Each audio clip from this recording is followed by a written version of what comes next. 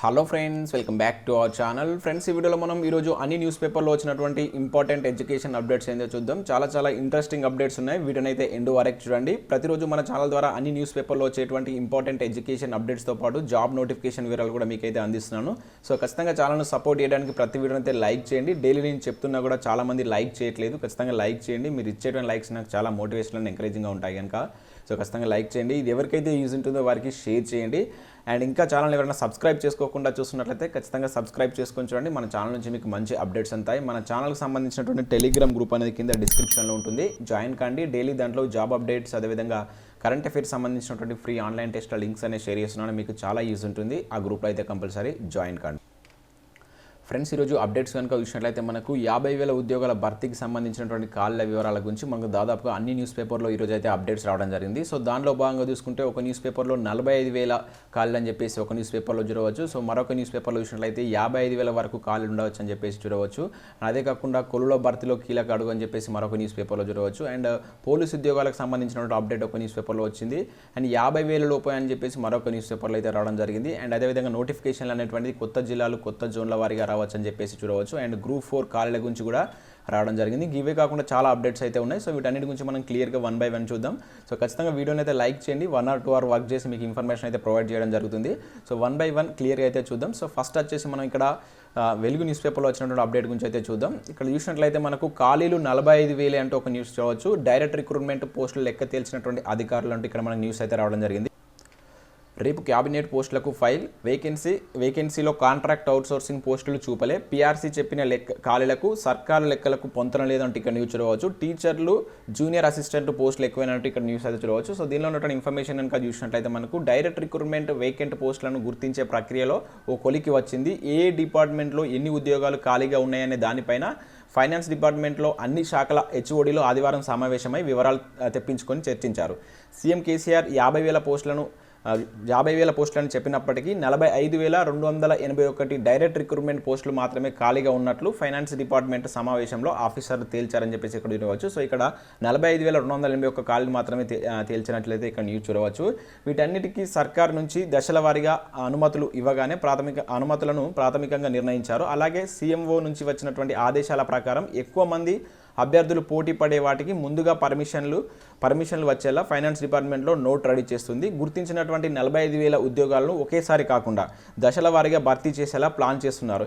ఈ మేరకు సిఎస్కు సోమవారం రిక్రూట్మెంట్ పైన ఒక రిపోర్టును అందజేయనున్నారు. అదే ఫైల్ను మంగళవారం క్యాబినెట్ భేటీకి పంపించనున్నట్లు ఇక్కడ ఇన్ఫర్మేషన్ అయితే ఉంది. సో దీనికి సంబంధించి ఇంక ఈ రోజు కూడా చర్చ జరిగి రేపు జరిగేటువంటి ఫైనాన్స్ మనకు ఏదైతే క్యాబినెట్ మీటింగ్కి ఈ ఫైల్ని అయితే పంపిస్తారని చెప్పేసి ఇక్కడ న్యూస్ అయితే ఉంది.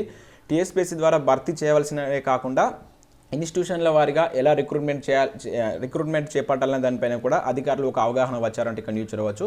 సో దీనిలో భాగంగా గ్రూప్ 1, గ్రూప్ 2 పోస్టులపైన ఆరా అంటూ ఒక న్యూస్ చూడవచ్చు. రాష్ట్రంలో ఏర్పడిన నాటి నుండి గ్రూప్ 1 నోటిఫికేషన్ అనేది ఇప్పటివరకు అయితే వెలువడలేదు. గ్రూప్ 1 సర్వీసులో దాదాపుగా 50% పోస్టులు డైరెక్ట్ రిక్రూట్మెంట్ కోటా కింద భర్తీ చేయవలసి ఉంటుంది. గతంలో ఒకసారి సీఎం కేసీఆర్ గ్రూప్ 1 పోస్టులు భర్తీ చేస్తామని చెప్పడమే తప్ప ఆ దిశగా ముందడుగైతే పడలేదు. అయితే కాళ్ల వివరాల సేకరణలో భాగంగా గ్రూప్ 1 పోస్టులపై కూడా ఫైనాన్స్ డిపార్ట్మెంట్లో ప్రత్యేకంగా చర్చించినట్టు తెలిసింది.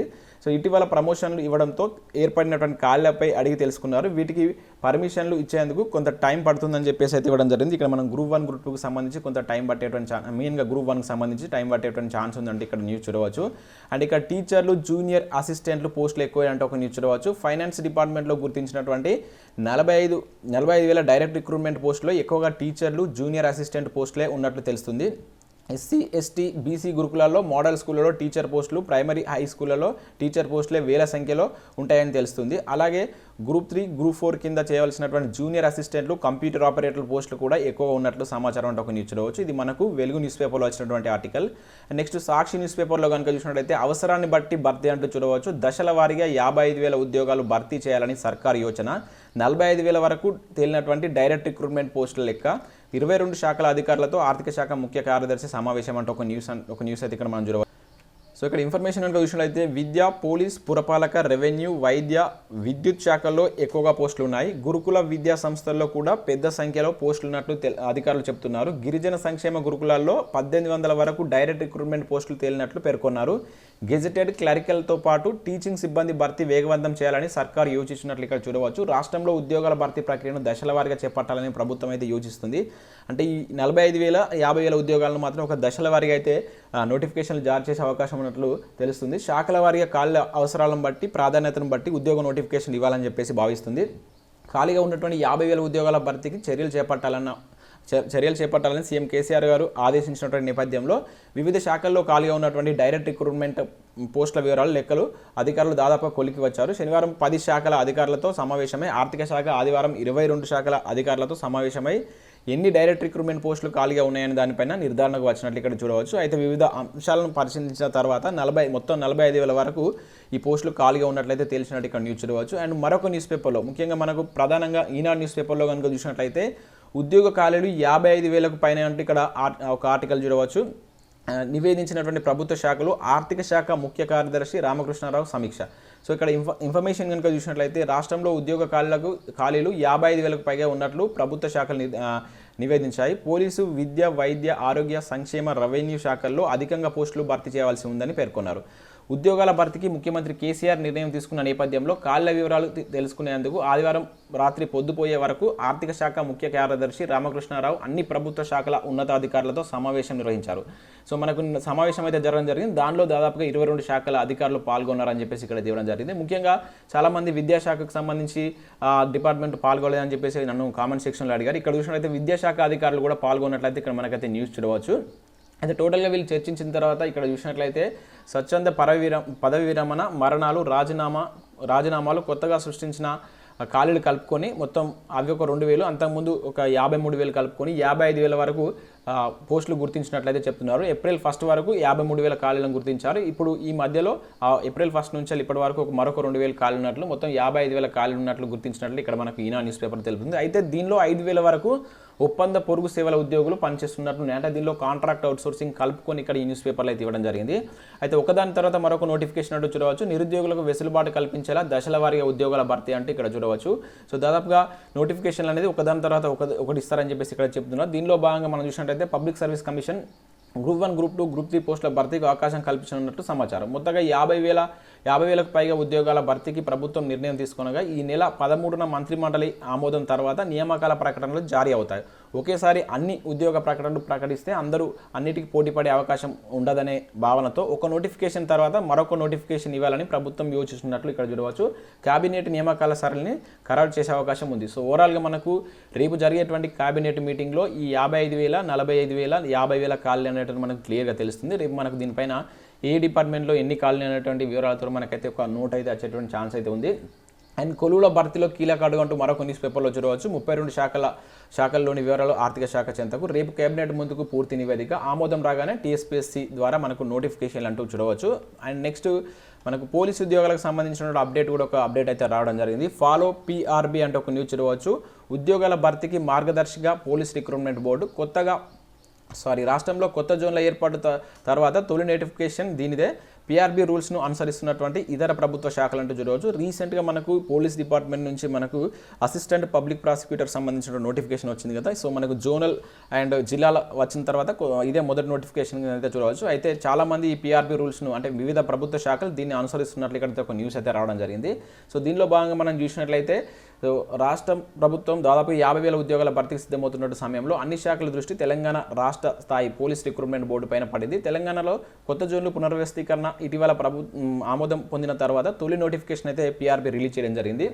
అండ్ మిగిలిన శాఖల ఉన్నతాధికారులు కూడా ఈ నోటిఫికేషన్ జారీలో అవలంబించినటువంటి విధి విధానాలను అధ్యయనం చేస్తున్నట్లు ఇక్కడ న్యూస్ అయితే చూడవచ్చు.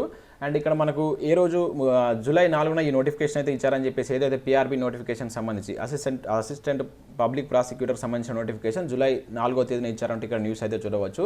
సో ఈ నేపథ్యంలో కొత్త జోనల్ వ్యవస్థకు అనుగుణంగా పకడ్బందీగా నిబంధనలతో ఈ పోస్టుల భర్తీ ప్రక్రియను చేపట్టింది. త్వరలోనే మనకు పోలీస్ శాఖలో ఖాళీగా ఉన్నటువంటి 19,000 పైచిలుకు పోస్టుల భర్తీకి సైతం బోర్డు సిద్ధంగా ఉంది.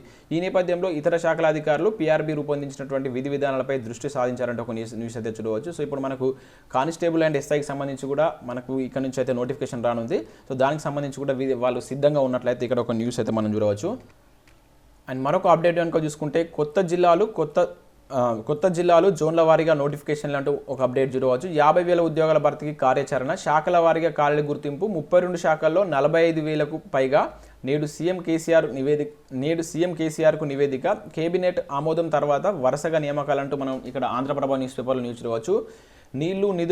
నిధులలో అలుపెరగని పోరాటంతో విజయ తీరాలకు చేరినటువంటి సీఎం కేసీఆర్ ఇక నియామకాలపై దృష్టి సాధించారు. రాష్ట్రంలో ఒకే విడతలో 50,000 ఉద్యోగాల ఖాళీలను భర్తీ దిశగా ప్రణాళిక సిద్ధం చేస్తున్నారు. ఈ నెల 13న జరగనున్నటువంటి మంత్రివర్గ సమావేశంలో ఈ మేరకు మొదటి విడతలో 50,000 ఖాళీల భర్తీకి ఆమోదం తీసుకున్నారు. ప్రభుత్వ శాఖల వారీగా డైరెక్ట్ రిక్రూట్మెంట్లు, ఉద్యోగాల ఖాళీల వివరాలు తెలుసుకున్న ఆర్థిక శాఖ నివేదికను సిఎస్ సోమేష్ కుమార్ గారు అందించనున్నారు. ఈ నివేదికలో తుది మెరుగులు దిద్దిన తర్వాత నేడు సిఎస్ సోమేష్ కుమార్ గారు ముఖ్యమంత్రికి ఈ ఫైల్ అయితే అందించనున్నారు.